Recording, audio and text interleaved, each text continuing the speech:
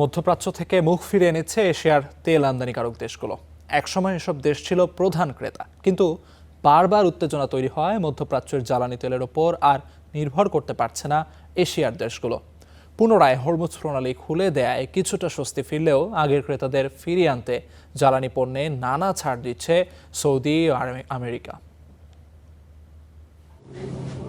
Saudi Aramco চায় এশিয়ার সবচেয়ে বড় জ্বালানির বাজার আগের মতোই তাদের অপরিশোধিত তেলের উপর নির্ভরশীল থাকুক। সেই লক্ষ্যেই 4 মাস পর আবারও রাশতানুরা বন্দর থেকে 5টি সুপার ট্যাঙ্কারে প্রায় 1 কোটি ব্যারেল তেল এশিয়ার বিভিন্ন দেশে পাঠিয়েছে সৌদি আরামকো।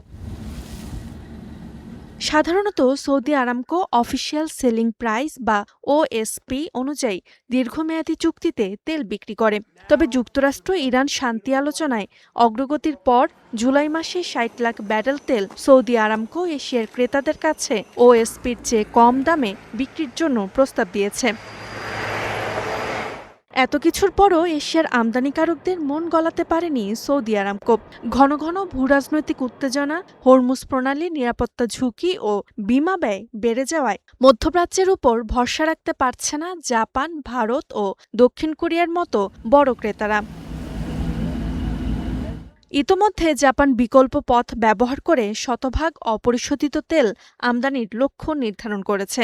ভারত ও দক্ষিণ কোরিয়াও মধ্যপ্রাচ্যের উপর থেকে নিজেদের নির্ভরতা কমাতে কাজ করছে। এশিয়ার বাজারে এ পরিবর্তন দেখে বিশ্বখ্যাত তেল কোম্পানিগুলো এখন আফ্রিকার নাইজেরিয়া কিংবা কানাডার মতো ভিন্ন অঞ্চলে নিজেদের নতুন তেল ও গ্যাস প্রকল্পে বিনিয়োগ বাড়াচ্ছে। বিশ্লেষকদের মতে বাজারে নিজেদের অবস্থান ধরে রাখতে সৌদি আরামকো সহ মধ্যপ্রাচ্যের উৎপাদকদের আরও প্রতিযোগিতামূলক মূল্য ও ছাড়ের কৌশল নেয়ার চাপ বাড়তে পারে।